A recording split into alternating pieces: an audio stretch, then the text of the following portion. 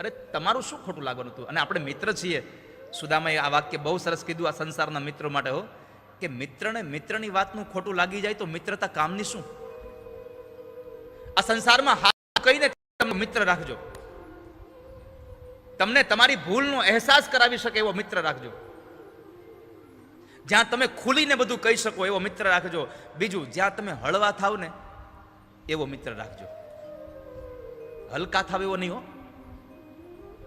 હલકા થાવ એવો મિત્ર ન રાખવો, હળવા થવા એવો મિત્ર રાખવો જોઈએ. બાકી હલકા કરે તો કેટલાય સેવા. તો હળવું અને હલકું એમાં બેમાં તફાવત બહુ છે. માટે જીવનમાં હળવું થવું, હલકું ન થવું કોઈ દિવસ. અને સુદામદેવ બ્રાહ્મણને કીધું કે તને ખોટું નહીં લાગે? અરે અરે કનૈયા નહીં લાગે, કહી દો ને. ભગવાને ભારે અહીંયા કીધું કે સુદામા, આ પીતાંબર જે તે પહેર્યું છે ને એ મારું છે. તારી પોતળી ધોવાઈ ગઈ છે, પોતળી પહેરતો જા, પીતાંબર કાઢતો જા. અષ્ટપટરાણીઓ બધાને આશ્ચર્ય થયું દાઉજી મહારાજને કે પ્રભુએ પોરબંદરમાં આટલું આપ્યું ને કઈ પીતાંબર કઢવી લે છે. સુદામાએ પણ કહ્યું, ઓહો કનૈયા, સારું થયું હો, તમે મને યાદ કરાવ્યું કે આ પીતાંબર તારું છે, નહીં તો હું તો હમણાં પહેરીને વયો જાત. લાવો મારી પોતળી પહેર લઉં. સુદામાને ખબર હતી કે માગું તો બહુ આપે એમ છે, બે હાથને મારા ફેલાવું તો તારી ખુદાઈ દૂર નથી, પણ કનૈયા હું માગું અને તું મને આપે એ વાત મને મંજૂર નથી. હાથ મારા ફેલાવું તો તારી ખુદાઈ ક્યાં દૂર છે? પણ આશ્ચર્ય એ વાતનું હતું, બધા લોકો વિચારતા હતા કે કનૈયા આ પીતાંબર કઢવું શું કામ? જયારે પીતાંબર કાઢવા માટે થઈને સુદામા જયારે ઓરડામાં ગયા ને ત્યારે દાઉદાદાએ કીધું, પ્રભુ આ શું કરો તમે? એક પીતાંબર પહેરીને જાય તો શું વાંધો તમને? મોટા ભાઈ, તમે કહો તો હજી પીતાંબર હું પોરબંદર મોકલી દઉં, પણ મારો સુદામો પોતળી પહેરીને આવ્યો હતો અને પોતળી પહેરીને જશે. કેમ? તો કહે છે કે મારા સુદામાને અયાચક વ્રત છે. પોરબંદરથી પોતળી પહેરીને આવે ને દ્વારકાથી પીતાંબર પહેરીને જાય ને તો લોકો એમ કહે આ તો ખાલી કહેવાનું વ્રત રાખ્યું છે કે નથી માંગતો. આ દ્વારકાજીને પીતાંબર માગી આવ્યો અને હવે મારા સુદામાને કોઈ માગણ કે કૃષ્ણ ન સાંભળી શકે ક્યારેય. આ છે મિત્રતાની કથા.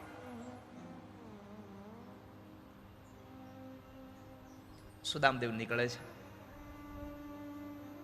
56 સીડી જયારે ઉતરે છે ત્યારે દાઉદાદાએ જરા ભગવાનને કીધું, પ્રભુ મુકરે ના રેવા દો. સાંભળજો વાલા વૈષ્ણવો, પરમાત્માએ કીધું કે ના એને ચાલીને જવા દો. અરે પણ દારૂ રથમાં બેહીને મૂકી આવે તો જલ્દી પહોંચી જશે, આ કેદી પહોંચશે? ભગવાને કીધું ના, એને ચાલીને જવા દો. કેમ? તો ભગવાન બોલ્યા છે કે સુદામા જેવો પવિત્ર બ્રાહ્મણ જો ઉઘાડા પગે મારી દ્વારિકામાં ચાલશે ને તો મારી દ્વારિકાની ધરતી પાવન ને પવિત્ર બની જશે. ભાગવતજીમાં લખ્યું છે કે ભગવાને જ્યારે સુદામાના પગ ધોયા ને પછી સુદામાના પગ ધોયેલું પાણી ભગવાને જમણા હાથમાં લઈને પોતાના માથે છાંટ્યું છે. હવે તમે વિચારજો કે ભગવાન કહેતા હોય કે બ્રાહ્મણના પગની ધૂળ જો મારે દ્વારિકામાં પડે મારી દ્વારિકા પવિત્ર થઈ જાય, તો દ્વારિકા આટલી પવિત્ર છે તો બ્રાહ્મણના પગના તળિયાની રજ કેટલી પવિત્ર હશે? કેટલું પવિત્ર એ જળ હશે કે જે ભગવાન પોતાના માથે. સુદામદેવ ચાલીને જાય છે અને એમાં પોરબંદરમાં વધાર્યા. પોતાની ઝૂંપડીની જગ્યાએ મહેલો જોયા અને સુદામા ગભરાઈ ગયા, આ કોણ લઈ ગયું? મારા છોકરાઓ ક્યાં ગયા હશે? અને એમાં દીકરાઓ હાથ પકડીને લઈ જાય. સુશીલા નારી સોનાની થાળીમાં 16 શણગાર સજીને આવ્યા છે આરતી લઈને. આરતી ઉતારવાનું શરૂ કરે ને પહેલા સુદામાએ પ્રાર્થના કરી, ઉભારો, પહેલા ઉભારો, આ બધું શું છે? હું ગયો ત્યારે તમારી અંગ ઉપર સારી સાડી નહોતી ને આ બધું આવ્યું ક્યાંથી? શું છે આ બધું? કોની પાસે માંગ્યું? સુશીલા નારી સજળ નહીં અને આંખમાં આંસુ ભર્યા છે અને બોલ્યા છે ગદગદી સ્વરે કે પતિદેવ, તમે દ્વારકા ગયા હતા તમારા મિત્ર પાસે? હા. તો બસ તમારા મિત્ર આવી અને આ બધું આપી ગયા છે. કૃષ્ણ આવ્યા હતા ને આ બધું આપી ગયા છે. કૃષ્ણ આવીને આપી ગયા. શબ્દો સાંભળ્યા, ધારા વહી ગઈ અને એટલું જ બોલ્યા છે કે એ કનૈયા, દ્વારકામાં પીતાંબર કઢવી લીધું ને પોરબંદરમાં આટલું બધું આપી દીધું મને.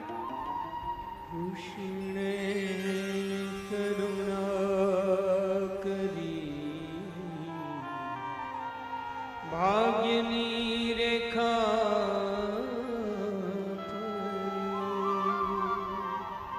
ત્યાં તો અક્ષય લક્ષ્મી ચિતરાય છે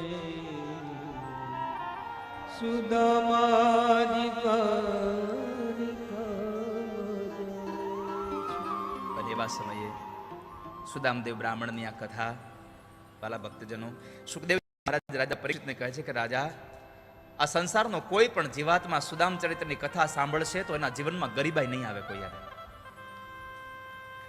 લોકો ખાલી પૈસાના જ ગરીબ હોય એવું ન હોય, કોઈ લોકો વિચારનાય ગરીબ હોય, કોઈ વાણીનાય ગરીબ હોય, ક્યારેક સારું બોલી ન શકે, આવા લોકો છે.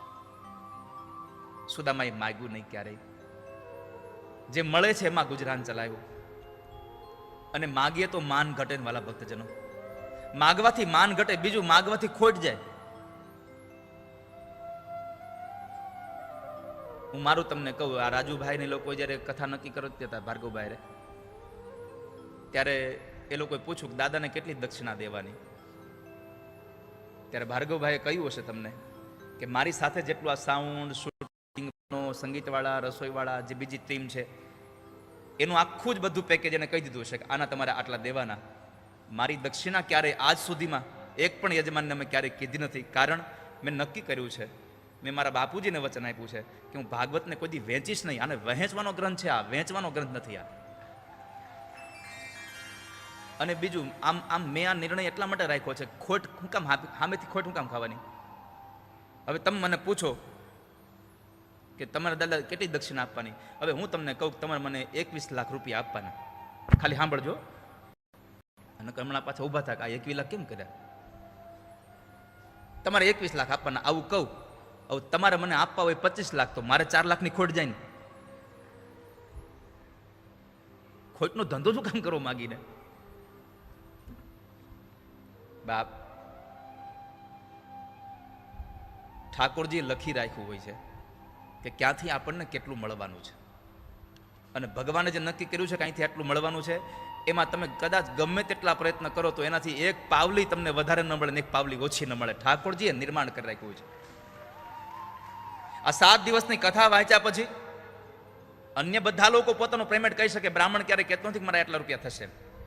આ સંસારનો સૌથી વધારે સંતોષીમાં સંતોષી જો કોઈ માણસ હોય તો બ્રાહ્મણ છે. તમારા ઘરે તમે લાખો કરોડ રૂપિયાના લગ્ન કરો, હજારો રૂપિયાના તમે ફૂલ પાથરી દો, હજારો રૂપિયાના તમે ફટાકડા ફોડી નાખો, છતાં પણ બ્રાહ્મણ કોઈ દેમ નહીં કે મને આટલી દક્ષિણા આપવાની છે.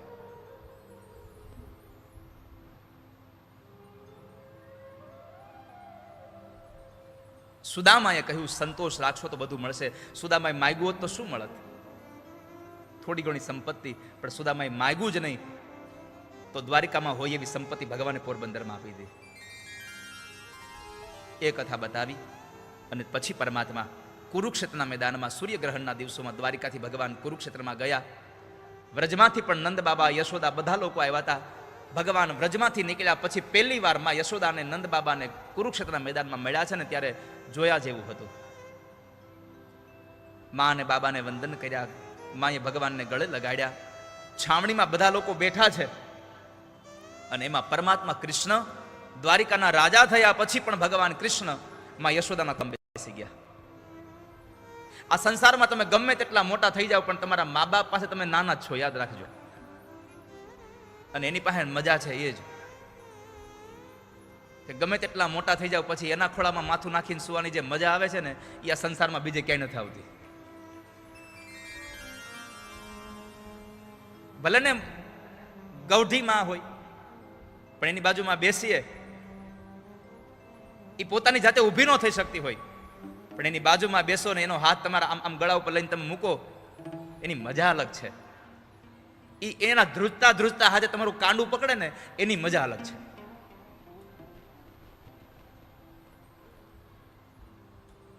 માના ખોળામાં ભગવાન બેસી ગયા છે, માં રડે છે.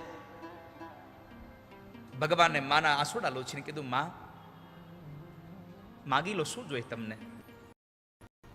પરમાત્માએ માગવાનું કહ્યું. માએ કહ્યું, પ્રભુ એક કામ કરો, આપવું હોય તો એટલું આપો કે જેમ આજે તમે મારા ખોળામાં બેઠા છો ને, એમ તમારી યશોદાનો જ્યારે આ કાળ આવે, મારું મૃત્યુ થવાનું હોય, ત્યારે કૃષ્ણ મારા ખોળામાં હોય ને યશોદા આ સંસારમાંથી ચાલી જાય, મારો પ્રાણ નીકળી જાય, પ્રભુ તમે મારી પાસે હો. इतना तो करना स्वामी, जब प्राण तन से निकले, गोविंद नाम लेकर प्राण तन સે નીકળે. મારું જીભમાંથી ગોવિંદ તમે મારી સાથે હો અને મારો પ્રાણ નીકળી જાય. માને વચન આપ્યું, મુક્તિનો માર્ગ આપ્યો. માં દેવકીને પૂછ્યું, દેવકીએ 2 વરદાન માંગ્યા. પ્રભુ, પહેલું વરદાન, કંસે મારા 6 દીકરાઓને મારી નાખ્યા છે, મારીને જોવા છે. પરમાત્માએ સૂતળ પાતાળમાંથી લઈ આવી એને દેખાડ્યા. પછી બીજું વરદાન, એને પણ મુક્તિનો માર્ગ આપ્યો. એ કથા બતાવી. પરમાત્મા દ્વારિકામાં ગયા. વ્રજવાસીઓ સાથે ભગવાનનું મિલન થયું. આ બધી જ કથાઓ બતાવી અને શ્રીમદ ભાગવતના 10મા સ્કંદને વિશ્રામ કર્યો. 11મા સ્કંદની અંદર યદુવંશનો ક્ષય થયો અને ભગવાન દ્વારિકાધીશ સ્વધામ ગમનની લીલા કરે, અંતિમ લીલા કરે એની કથા. બ્રાહ્મણોનો શાપ હતો. જાંબવતીનો દીકરો સાંબ સ્ત્રીના કપડાં પહેરી ગર્ભવતી હોવાનો સ્વાંગ રચી અને પિંડારક ક્ષેત્રમાં બ્રાહ્મણો જ્યાં બેઠા હતા ત્યાં આવે છે અને પૂછ્યું કે આને દીકરો આવશે કે દીકરી. અને ત્યારે બ્રાહ્મણોએ કીધું કે યાદવો, તમે અમારી મજાક મશ્કરી કરો છો, અપમાન કરો છો, માટે શ્રાપ દઈએ છીએ, નહીં દીકરો આવે નહીં દીકરી આવે, પણ યદુવંશનો નાશ કરે એવું હળમુસળ પેદા થશે. એ શ્રાપને લઈ અને બીજો શ્રાપ કૌરવોની માતા ગાંધારીનો હતો. ભગવાન જ્યારે કુરુક્ષેત્રનું મેદાનનું યુદ્ધ સમાપન થયું અને પરમાત્મા જ્યારે માં ગાંધારી પાસે ગયા, ગાંધારીએ કીધું કે તું એકલો મરીશ, અસહાય મરીશ અને પશુના મોતે મરીશ. આ 2 વ્યક્તિના શ્રાપને લઈ અને યદુવંશનો નાશ થઈ રહ્યો છે, યદુવંશનો લય થઈ રહ્યો છે. પરમાત્મા દ્વારિકામાં અનિષ્ટ થયા. આ બધા લોકોને, યાદવોને સાથે લઈ પરમાત્મા પ્રભાસ ક્ષેત્રમાં ત્રિવેણીના ઘાટ ઉપર ગયા છે, સોમનાથ મહાદેવના સાનિધ્યમાં. ત્યાં જઈ તીર્થના દેવતાઓની પૂજા કરાવી અને પરમાત્માએ જતા જતા પહેલા ઉદ્ધવને સંદેશો આપ્યો અને ઉદ્ધવને કીધું, ઉદ્ધવ, તમારે આ સંસારમાં રહેવાનું છે. રામા અવતારમાં મેં મારી પાદુકાઓ ભરતને આપી હતી, કૃષ્ણ અવતારમાં મારી પાદુકાઓ હું તમને આપું છું. મારા સત્સંગનો મહિમા આ સૌને કહેજો. સત્સંગનો પરમાત્મા બોલ્યા છે. ઉદ્ધવ, આ સંસારના લોકોને કહેજો કે મોટી મોટી દક્ષિણાવાળા યજ્ઞ કરે તો કદાચ હું મળું ન મળું બની શકે, પરંતુ જો સત્સંગ કરશે તો હું એને તત્કાળ પ્રાપ્ત થઈ જઈશ,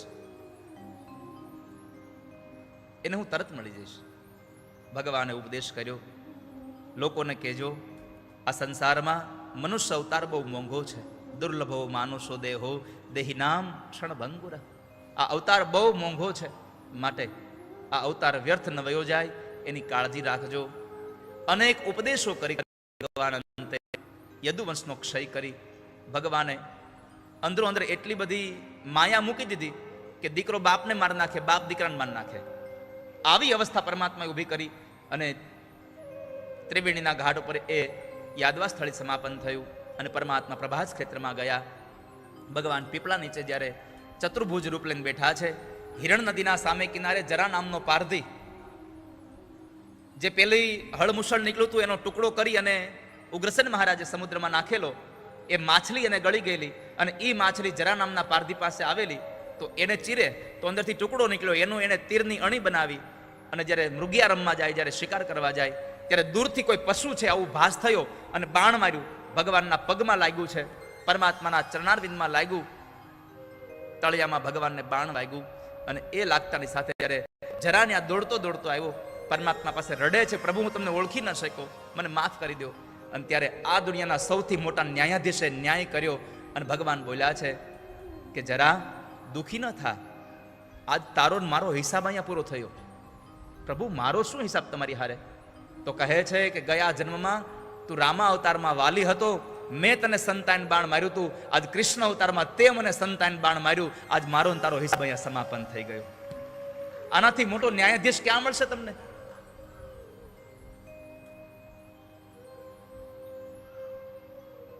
દારૂક આવે છે, ભગવાને દારૂકને પણ કહ્યું કે જાઓ દ્વારિકા જઈને સમાચાર આપી દો કે 7 દિવસમાં દ્વારિકા સમુદ્રમાં સમાઈ જશે. આટલું કહી અને દારૂકને મોકલ્યા. દ્વારિકાને ખાલી કરી દેવાનું કીધું 7 દિવસમાં. આ સંદેશો આપણા માટે છે. આ શરીર એટલે સોનાની દ્વારિકા જેવી કિંમતીવાન છે, આને ખાલી કરવાની છે. અને જ્યારે ખાલી કરવાની થાય ત્યારે દુઃખ ન થાય, કોઈ આવીને ખાલી કરાવે એના કરતાં ખાલી કરવાની તૈયારી અત્યારથી રાખો, ગમે ત્યારે ખાલી કરી દેવાની, કારણ કે ભાડાનું મકાન છે. અને તૈયારી રાખો, દુઃખ ન થાય. અને પરમાત્માએ અંતે બ્રાહ્મણોની, ઋષિમુનિઓની, દેવતાઓની સ્તુતિને લઈ અને અંતે ભગવાને પોતાનો તિરોધાન થયું. ભગવાને અંતિમ લીલા સમેટી લીધી. જ્યારે ભગવાનનું આ તત્વ નીકળી ગયું આમાંથી, અને એ તત્વ અંતે પરમાત્માએ ભાગવતજીની અંદર પધરાયું. ભગવાનનો જય જયકાર થયો છે. બોલીએ શ્રી દ્વારિકાધીશ. ભગવાન દ્વારિકાનાથનો જય જયકાર થયો. પરમાત્મા 125 વર્ષ આ ધરતીમાં રોકાયા. એમાં 11 વર્ષ ભગવાન ગોકુળ અને વૃંદાવનમાં રોકાયા, 14 વર્ષ ભગવાન મથુરામાં રોકાયા. અને આપણે બધા ગુજરાતવાસીઓ ભાગ્યશાળી છીએ કે 100 વર્ષ ઠાકોરજી આપણા દ્વારિકામાં રોકાયા છે.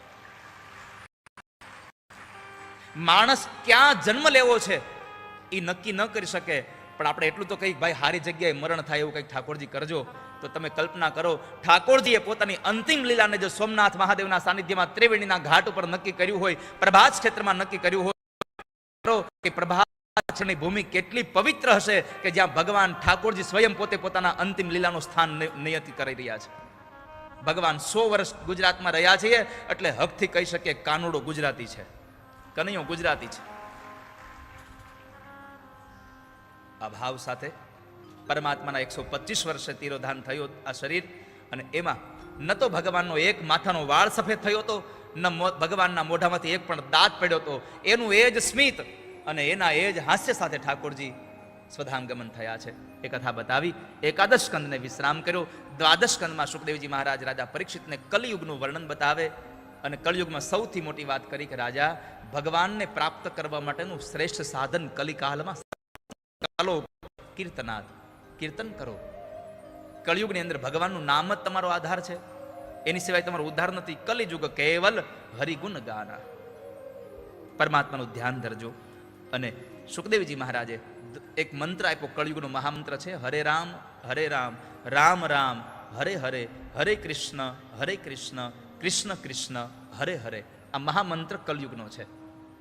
આ મહામંત્ર આપી અને કીધું કે લ્યો રાજા, હવે મને રજા આપો, કારણ કે હું જ્યાં સુધી અહીંયા બેઠો છું ત્યાં સુધી તમારો કાળ નહીં આવે. સદગુરુની તાકાત તો જુઓ. આ સદગુરુની તાકાત છે કે જ્યાં સુધી સદગુરુ બેઠા છે ત્યાં સુધી કાળ પણ ન આવી શકે. અંતે સુખદેવજી મહારાજનું પૂજન કર્યું, વિદાય કર્યા છે. અન્ય સમુદાય પણ વિદાય લીધી છે. પરીક્ષિત રાજાએ ભગવાનનું ધ્યાન ધર્યું. તક્ષક નાગ એક બ્રાહ્મણના રૂપમાં આવતા, પણ લખ્યું છે દેવી ભાગવતના ગ્રંથમાં કે જન્મેજય રાજાએ એવી વ્યવસ્થા કરી હતી કે એક નાની એવી કીડી પણ અંદર ન જઈ શકે. એટલે તક્ષક નાગ એક કીડાના રૂપમાં બ્રાહ્મણો જે પૂજા કરાવવા જતા હતા એના હાથમાં ફળ હતા, એ ફળમાં બેસી અને તક્ષક અંદર જાય છે. આ સંસારમાં તમે બધાને રોકી શકો, કાળને ન રોકી શકો. ક્યારે તમે એને નહીં રોકી શકો. એને એક વખત તો તમારે આવા જ દેવું પડશે. અને અંતે અંદર ગયા કીડાના રૂપમાં, પછી મૂળ રૂપમાં આવી અને તક્ષકને ડંખ દેવા જાય. પરીક્ષિતને ડંખ દેવા જાય એના પહેલા પરીક્ષિત મહારાજના શરીરમાંથી એક તેજ નીકળી અને ભગવાનના ધામમાં ગયું. ત્યાં પરીક્ષિતનું સ્વાગત થયું, અને અહીંયા પરીક્ષિતના શરીરને તક્ષક નાગે ડંખ દીધો છે.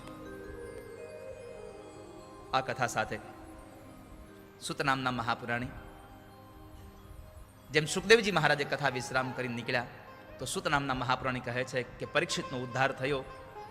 કસ્મે યેન વિભાસિતો યમતુલો જ્ઞાન પ્રદીપ પુરા. આ જ્ઞાન પ્રદીપ છે, આની કોઈ તુલના ન કરી શકે એવો આ દિવ્ય ગ્રંથ છે. એવા ગ્રંથને સુત નામના મહાપુરાણી વિશ્રામ આપતા ભગવાન ઠાકોરજીને વંદન કર્યા, વ્યાસજીને વંદન કર્યા, સુખદેવને વંદન કર્યા, પરીક્ષિતને વંદન કર્યા, મા સરસ્વતીને વંદન કર્યા અને ભગવાનને પ્રાર્થના કરી. આપણે સૌએ ભગવાનને પ્રાર્થના કરવા જેવી છે કે ઠાકોરજી આ જન્મ પૂરો થાય, બીજો જન્મ ગમે તે યોનિમાં આપો, પણ અમારી બુદ્ધિ તમારા ચરણમાં લાગેલી રહે. ભવે ભવે યથા ભક્તિ પાદયોસ્તવ જાયતે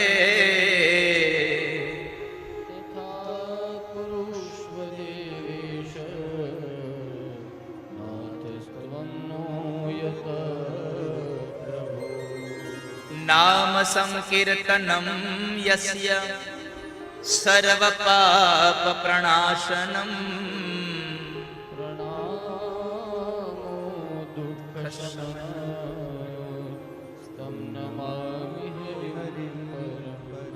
તમ નમામિ હરિમ પરમ. 18,000મો શ્લોક છે. નામ સંકીર્તનમ યસ્ય સર્વ પાપ પ્રણાશનમ, કે નામમાંથી બધા જ પાપોમાંથી મુક્તિ મળી જાય છે. પ્રણામો દુઃખ શમન સ્તમ નમામિ હરિમ પરમ. આ ભાગવતની યાત્રા તમે જુઓ વાલા ભક્તજનો. પેલા શ્લોકનો પહેલો શબ્દ છે જન્મ, જન્માદ્યસ્ય પહેલો શબ્દ, અને ભાગવતજીનો છેલ્લો શબ્દ છે તમ નમામિ હરિમ પરમ. એટલે અને હરિના પરમ યાત્રા સુધીની આ યાત્રા એટલે આ ભાગવતજી છે. અને નામથી આપણા પાપ નાશ પામે છે, આવી કથા છે.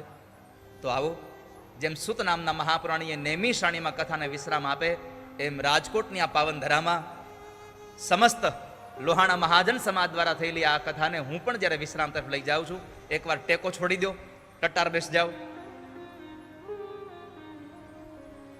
ભગવાનની કથા વિશ્રામ થવા જઈ રહી છે. અને મારે તમને બધાને એકલી પ્રાર્થના પણ કરવી છે કે હમણાં ઠાકોરજી તમારી મધ્યમાંથી નીકળી જવાના છે. જ્યાં સુધી ભગવાન નીકળી ન જાય ત્યાં સુધી આપણે કોઈ અહીંયાથી જશું નહીં. આપ સૌને એટલી પ્રાર્થના છે, ખાલી મુખ્ય દ્વાર સુધી આપણે ભગવાનને વળાવવા માટે જવાના છે.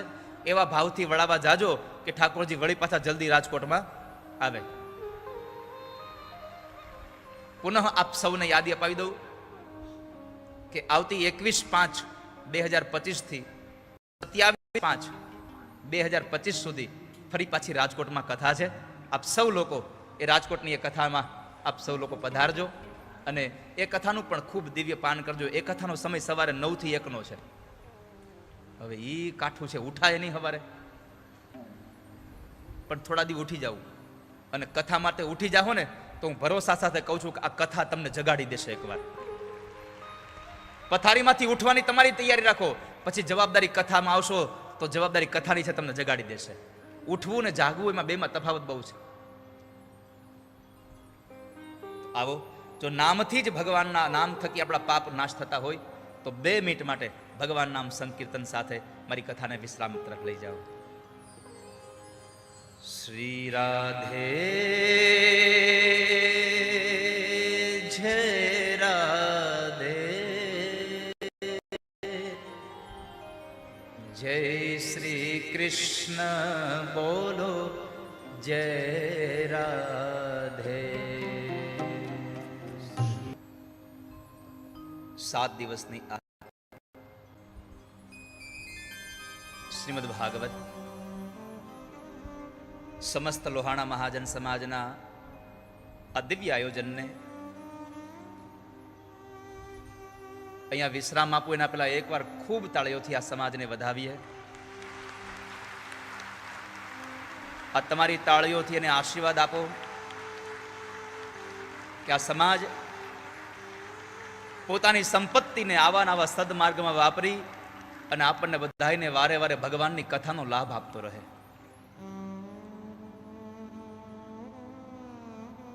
વિશેષ કોઈ સમય ન બગાડતા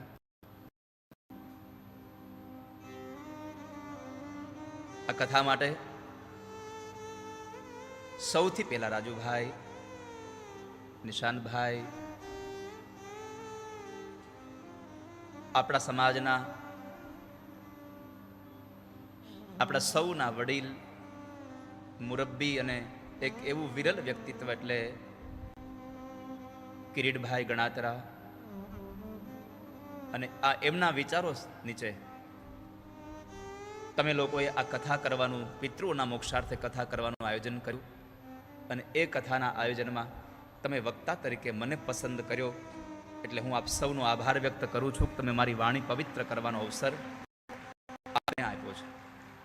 ઠાકોરજીના ગુણાનુવાદ ગવડાવવા માટે અને તમને સંભાળવા માટે તમે મને અવસર આપ્યો, એટલે હું ધન્ય થયો કે તમે મને કથાનો વક્તા તરીકે પસંદ કર્યો.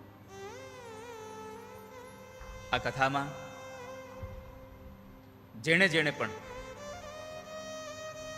તન મન ધનથી સેવા કરી છે એને ભગવાન ઠાકોરજી ખૂબ રાજી રાખે.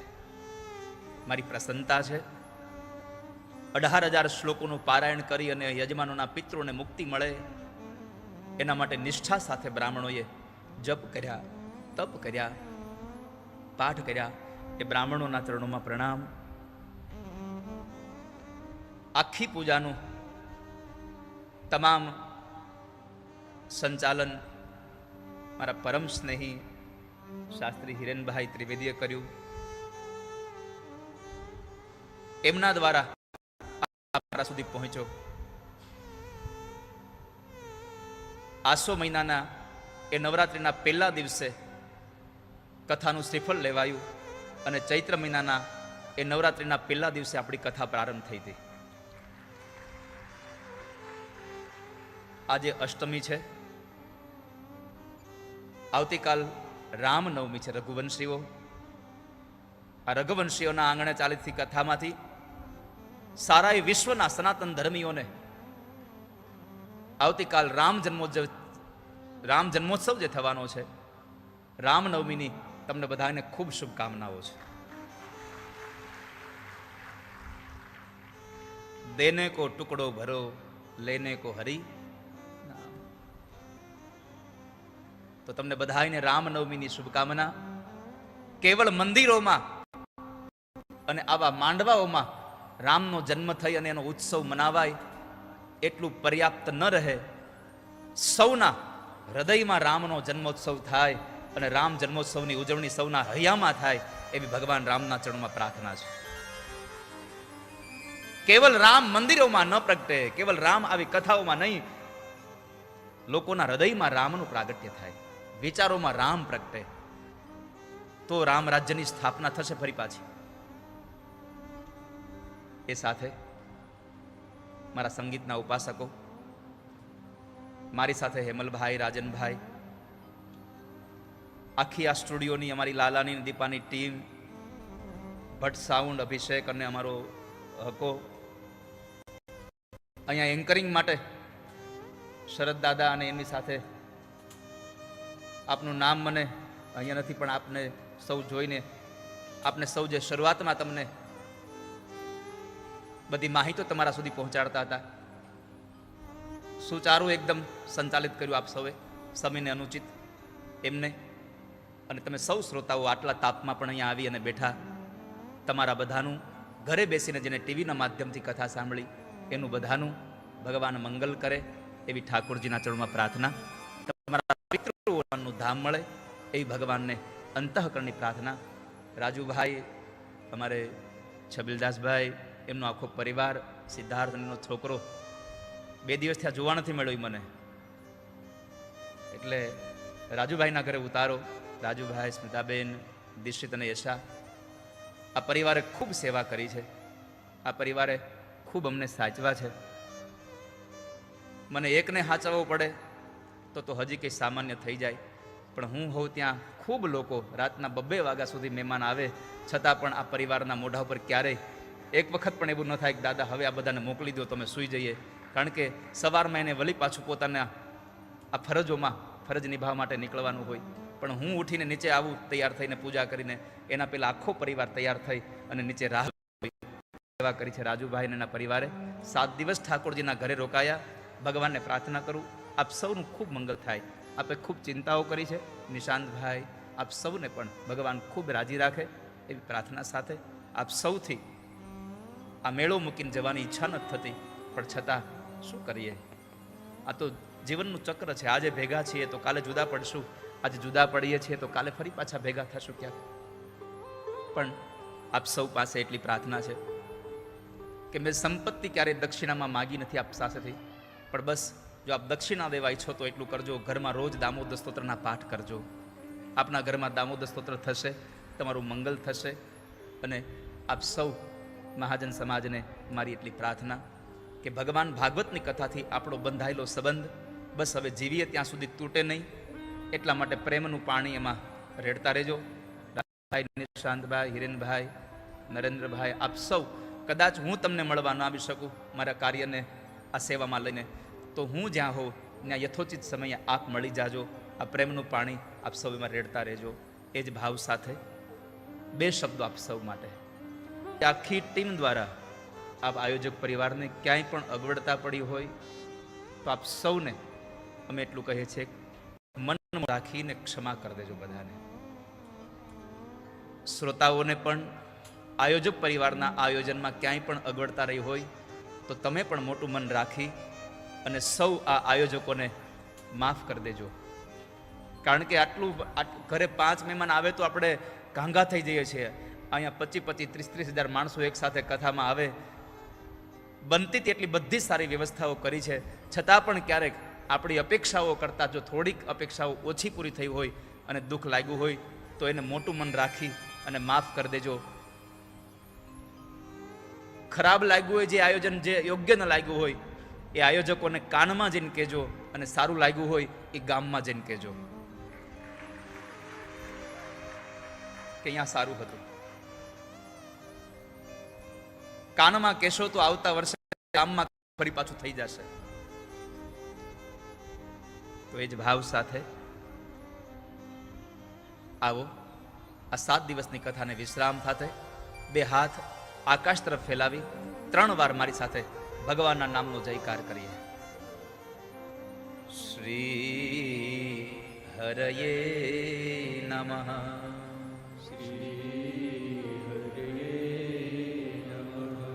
શ્રી હરયે નમઃ.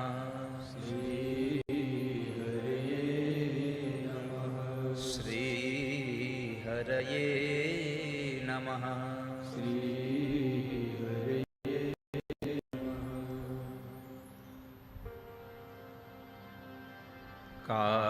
કાયેન વાચા મનસેન્દ્રિયર્વા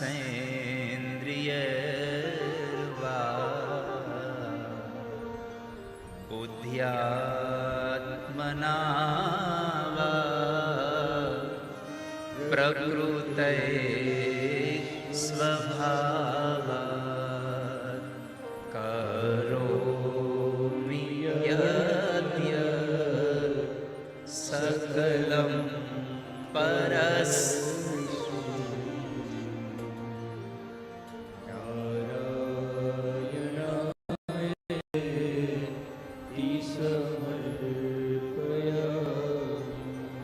ઇત્યેષા વાંગમયી પૂજા શ્રીમદ્શંકર પાદયો અર્પિતા તેન દેવેશ પ્રિયતા મે સદા શિવ. અચ્યુત